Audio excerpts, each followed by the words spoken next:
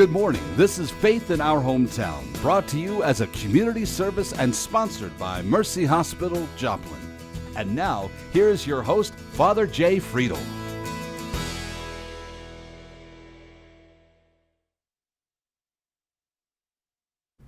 Good morning and welcome to Faith in Our Hometown.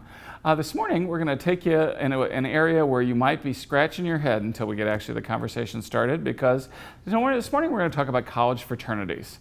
Now you may be sitting there going, what does that have to do with faith in our hometown? And I hope that as we begin our conversation, we will shed a little bit of light on that for all of you. But my guest this morning is going to be Riley Hartwell. Riley is the secretary for the Kappa Alpha Order, which is one of the fraternities and the sororities that we have at Missouri Southern State University. And so we're going to be back here in a few moments to talk a little bit about what fraternities and sororities really are supposed to be all about, whether or not they really do have a spiritual nature, how they're doing out at Missouri Southern, and what they add to our community. So I hope that you're going to stay tuned for all of that. We're going to be back in just a moment, right after this Mercy Minute. So please stay tuned, and we'll be back to talk about college fraternities in just a second.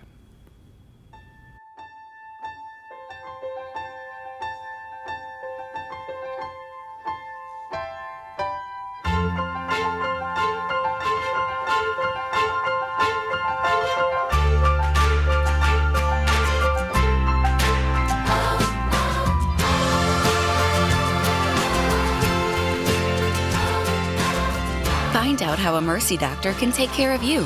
At Mercy, your life is our life's work.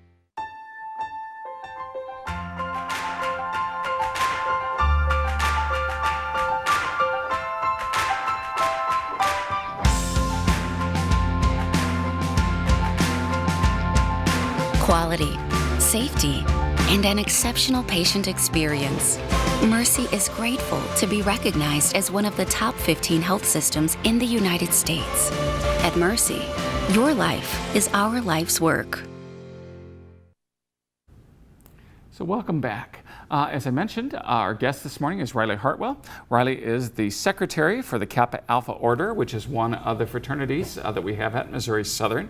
So Riley, first introduce yourself, say a little bit about yourself, and then we're going to get into this business about what is the Kappa Alpha Order and why do I think that they might be a spiritual organization? Oh yes, what an interesting conversation we'll have this morning. We know each other well, and I've been a resident of Joplin for most of my life. I went to Catholic schools and then graduated from Joplin High School. And then afterwards, now I attend Missouri Southern State University. I'm a secondary education major, and hopefully someday I'll be a teacher of something. Yes, and they'll pay you to warp young people's I minds. know. What an excellent concept. It's a wonderful thing. Can't beat it. So, a lifelong Joplin resident. Now you're at Southern. What first of all, what possessed you to join a college fraternity? It's really interesting. A good friend of mine from Joplin High School, he said to me, "You need to meet these guys." And I said, "I'm not going to rush a fraternity. That wasn't even on my radar when I began." So he said, "Come out and meet them one night."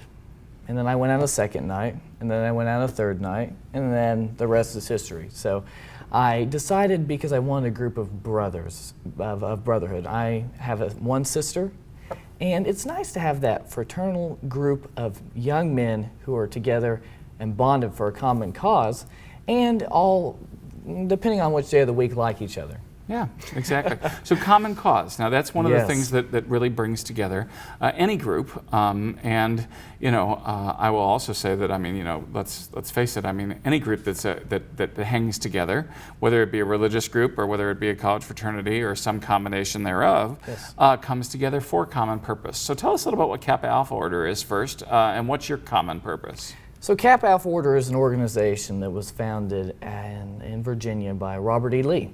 Some of us know who he is, the general in the Civil War. He founded it for one purpose, for a group for young men to be able to come together and to stand as one after the Civil War. So in light of that, that's what the organization was founded on. Afterwards, it's moved into what we know today as a social fraternity. So basically, what we try to do is to help the community, work together, help the community of Missouri Southern as well. And in addition to that, have lifelong friendships, connections, professional connections, whatever the case may be. And somehow, at the end of 4 years, all that comes together relatively well. All right, so some people just look from the outside and they say, well, fraternity is just about, having parties and, being stupid and doing those kinds of things. But the things that you mentioned first were serving the community, serving the Missouri Southern community, and, coming together for a common purpose. So which of those things is the truth? Well, here's the thing. Fraternities get a bad rap, and we know this. This is something that isn't a new concept, and I think that generally you're seeing some of those trends reversed. And I think a lot of people have seen movies or whatever the case may be that have changed their ideology and thinking on what fraternities are like. But it's important for us to go out into the community and to be able to show a different face. And just starting off with having a robust Greek life on a college campus, that's very important. You have students who want to come and learn a little bit more about Missouri Southern, and they're making a very big change in their life. They're making a decision to either move to Joplin, or they're making a decision to make huge differences in their life at that point. So they want to not be as lonely, as I like to say, on campus. And it's important to have a place for them to go, because we all know there's good places to fall and not so good places to fall. And I would like to think that we're one of those good places on campus. So that's how we help the campus culture and community. In addition to that, what's important is that we have a community within ourselves. Okay. So our inner community is interesting, because what you have is 30 guys who are all together and have varying opinions and varying personalities, and somehow that all comes together, and it comes together quite well. And what this does is it also is a good skill as we move on to what we will face in the workplace, what we will face in our families, or whatever the case may be, of working together, having a common purpose, learning how to deal with the good and the bad. And all those things are taught. And it just so happens that we get to have the same guys to do it with, so we get good at practicing. Mm-hmm.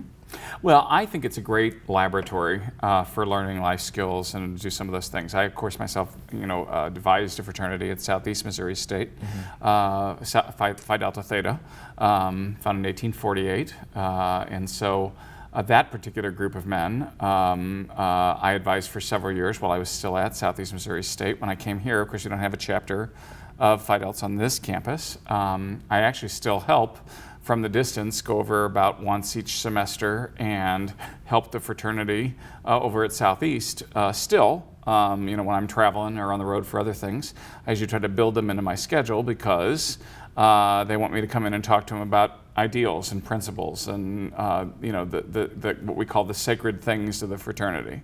But many people will be surprised to find out that there are ideals and goals and sacred things. Of course, and that's something that's very interesting about us. One of our mottos, as prescribed by Lee, was for the protection of women and for the reverence of God. And there you go. Diu et les dames is one of our mottos. So that's something that a lot of people would not associate with the chapter. However, I guarantee you, if you were to go across campus, that's something that we live, and that's something that we do, and that's something that's visible. All right, so how do you, for example, make sure that you treat women right? What do you do with your younger members to make sure that they know that that's part of who you are? They go through a rigorous process when they're leading up to initiation. We're learning who we are. Are you a good fit for us? Are we a good fit for you? Those are things that are important to know. And they are taught if they didn't know it before. But what I always say is when we gave you a bid, you were okay before we met you. We just so happened to find you. So you fit in to us already. And we pretty much know if you're a good guy or a good young man. So do and you. We're just going to continue to help you get there. and get better over the years. Okay, good.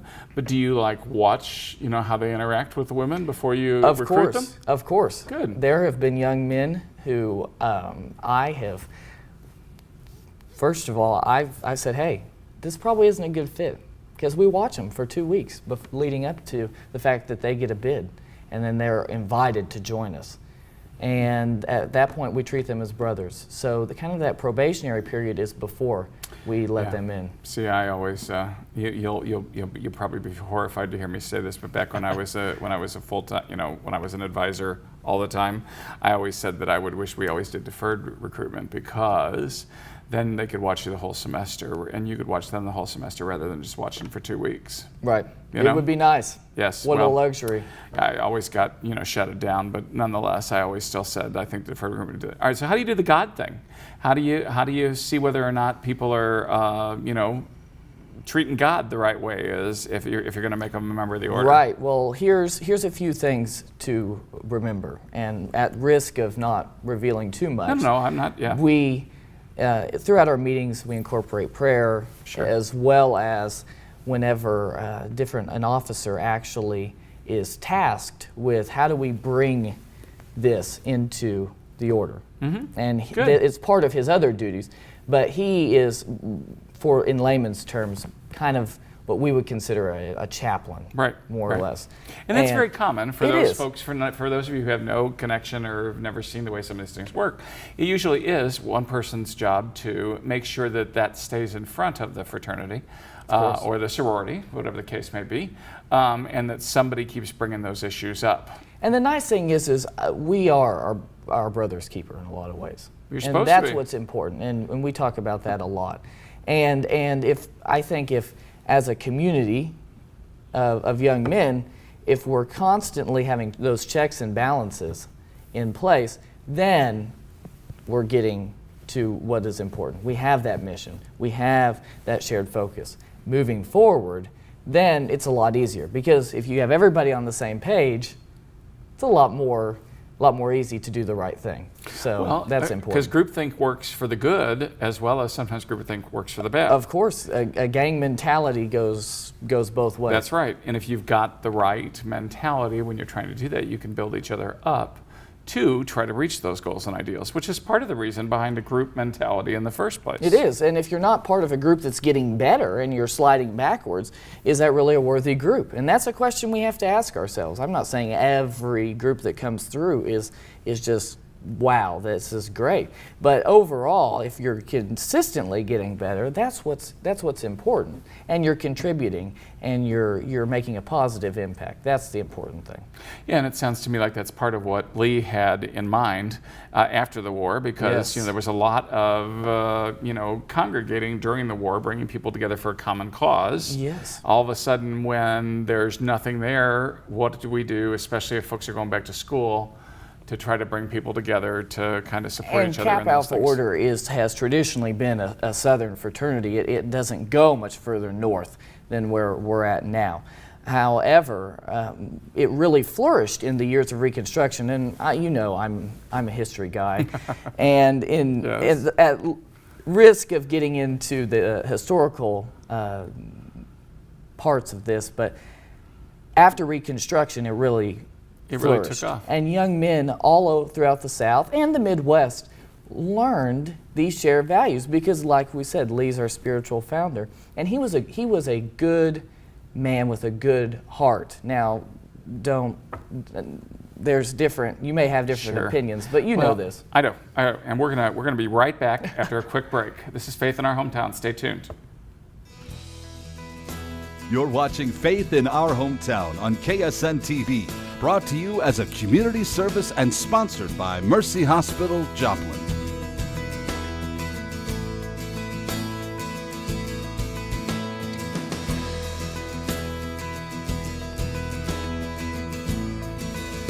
So welcome back. Our guest this morning is Riley Hartwell. We've been doing a little bit of discussion about college fraternities and what their purpose and their goal is.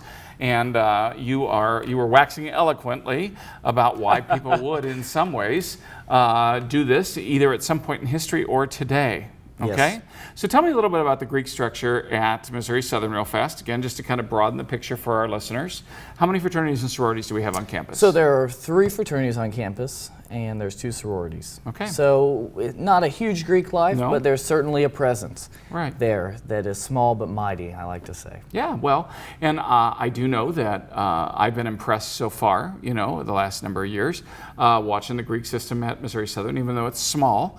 I would just say it's of good quality. I think the groups that we have seem to get along well. They seem to be making a positive contribution to campus.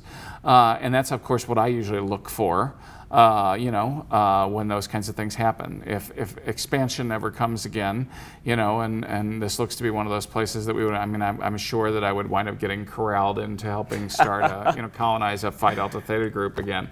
But with that in mind, so you got 5 different groups on campus.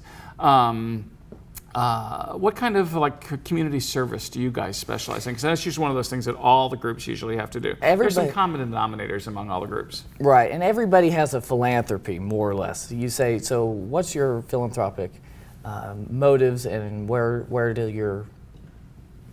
your heart lie? And for us, it's with the Muscular Dystrophy Association. Cool. That's our national philanthropy, and as well as we have adopted that as well in our local chapter. So every year we do a 5K for MDA. We have different fundraising opportunities, coin drives, you name it, all throughout campus, and as well as not just money, raising money, which we all talk about money a lot, but as well as raising awareness. What is muscular dystrophy? Right. How does that affect you? How common is this? And those are important things as well. So the awareness factor is huge. So that's one positive thing that is shared with everybody. Everybody has a philanthropy, and they're all very worthy causes. However, like I said, we try to contribute in a special way. Right, and that's what you guys do in terms of that. The other groups, of course, got their own. What else? What would you say to a parent who's watching this morning, or a grandparent, and all they've seen or heard in the media is goofy things that fraternities have done, or that somebody's died in some kind of a drinking incident, or some kind of a hazing incident, or those kinds of things. What would you say to those parents, those grandparents who might be listening this morning? I think that in some cases, in different campuses, and I can only speak for Missouri Southern, some of their worries are warranted. However, overall, Greek life is very positive. When you send your son or your daughter to school, you're looking for them to have a place to fit in, a place that's going to hold them accountable for not only their grades, but for their behavior, their activities. You're going to have a built-in group of friends. You're going to, at that point, have the opportunity to get connected on campus, which is something that I think Missouri Southern struggles with. And if you have that avenue to be able to be connected, that's important. So if you're sending your child off and you're a little bit worried, just know that my parents were worried, other parents are worried all the time. However, I think they're all pleasantly surprised when they see the caliber of men and women in sororities that is produced after a long-term effort. Mm-hmm. And that's what's important. You have an opportunity to have a lifelong connection with folks, and that doesn't happen every day necessarily. Yeah. And you have to work hard to do that on your own. But in this opportunity, in this setting, you have a few more advantages. So that's what I would say. Well, and I would also add to that, just from an advisor standpoint, that, of course, there are advisors at the university itself.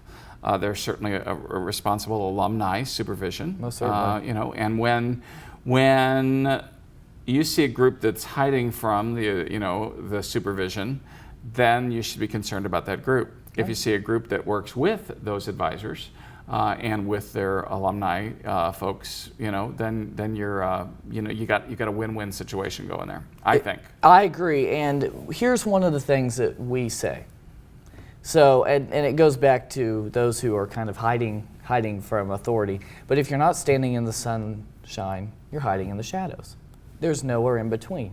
So if you're out there doing the right thing, having the right message, being positive, and actually having an opportunity to do that, an avenue to do so, that's going to rub off in all parts of your life. That's very important. And especially going to college is not an easy time. You're changing your whole life, your whole structure of your life is changing, and wouldn't it be nice to have a little bit of normalcy? And that's what I think is a huge plus. You have this group who is like I said, together, and it provides that sense of home, of belonging, and that's what we all need. And you know this, so. Yeah, and I think that, first of all, I've never heard you aspire to normal before, so I think that's very good for you. But Well, second of all, I do think that in terms of just watching some of the young men I know that came in quiet, no leadership skills, awkward, socially and those kinds of things. I've watched the fraternity be the maker of men, in terms of that. I've been able to see that with my own two eyes in numerous occasions. Again, I don't work with the Greek system nearly as closely here as I did when I was doing campus ministry full time. But I have been very pleased to watch several of my students through the years go through Kappa Alpha Order here at Missouri Southern, Alpha Sigma Alpha, one of those, the sororities, watching some of those things happen in the other groups as well, and watching them blossom and grow. And part of the secret here is the fact that you guys actually submit yourself to the formation. You self-select. You choose to go through the process, and that's important. That is part of the secret to the success of a fraternity or sorority, is that you guys self-select, and then you're disciplined. You have to learn the discipline about what it actually means to become a member of this particular group. Well, there's something to be said about living a community life, and you understand that concept. Yeah. But when you're in a community and you're not acting alone, at that point you have to worry about this person, this what I said here, what this happened there. And like I said, it's all about that accountability system, and that's what's really important. Yeah. And that's what it provides. Yeah, when it works well, I think it's phenomenal. Yes. And like I say, I will say that I can give my assessment and know that the university thinks that our Greek system at Missouri Southern is very healthy. That's not always the case in every university, but at Missouri Southern, I can say that I've always heard positive things when I'm talking to the administration, when I'm talking to other advisors. Those of us, when we do talk, when we see what the good that's done, with only a minimal amount of goofiness, it's good. Yes. I don't want to take away some goofiness from you because, after all, you are in college, and I think it's your God-given right to be young and goofy at some point in time. Of course. But the groupthink thing sometimes can be the dangerous thing. When people aren't being accountable and holding themselves to the high standards, and you guys seem to be doing that, which I think is great. So, in terms of future things for the fraternity, what do you guys got coming up that you want to brag about? Okay, a few things that we have, and I'm not going to brag on myself, but how about you a little? Well, go ahead. Brag on the group. Here are a few things that we have coming up. We have our, like I said, our 5K. This year our goal is to raise $5,000 in one afternoon. So if anybody's a runner, please come out, see us. That'd be great. Maybe you can get out and walk the 5K. Walk the 5K around campus. We'd love to have you. Yep.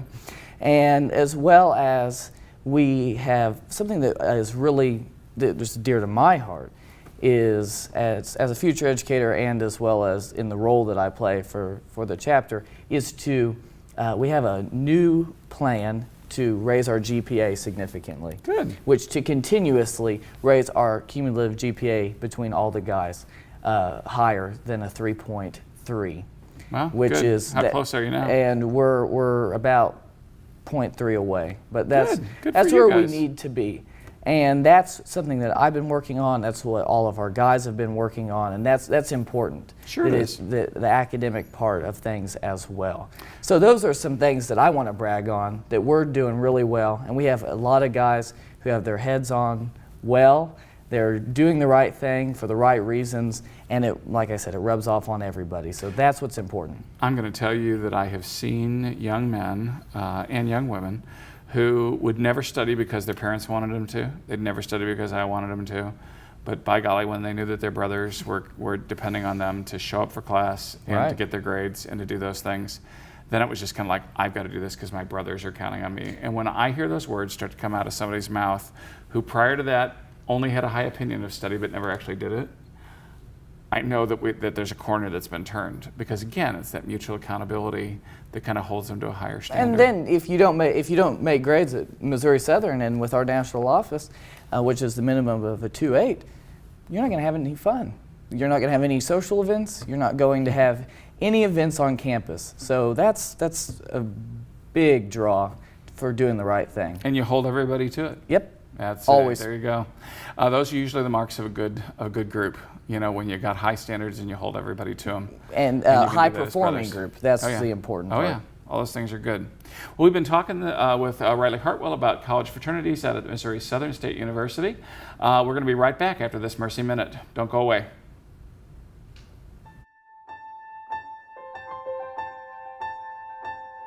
The different bariatric surgical options here at Mercy Joplin includes laparoscopic room-wide gastric bypass, laparoscopic sleeve gastrectomy, and laparoscopic lap band placement. In addition, we also offer revisional laparoscopic surgeries for those patients that have had previous bariatric procedures but have had failures. The surgical procedure of choice will vary with different individuals, and so that's why our team will work with the patient on an individual basis to determine which procedure is the best fit for them. All three of the bariatric procedures that we offer here at Mercy Joplin have a long track record of proven safety and efficacy. The best procedure for the individual has to be a decision to be decided between the patient and the physician.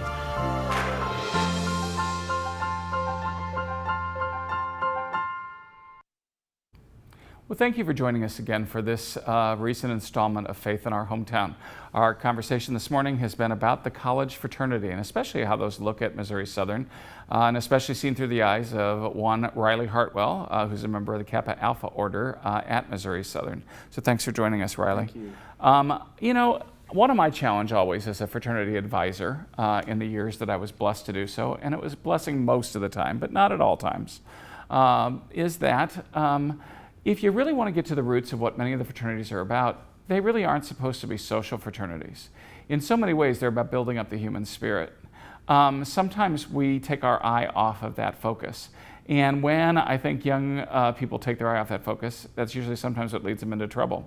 What I am going to say is when fraternities and sororities follow their ideals, they need to see themselves as spiritual groups rather than as social groups.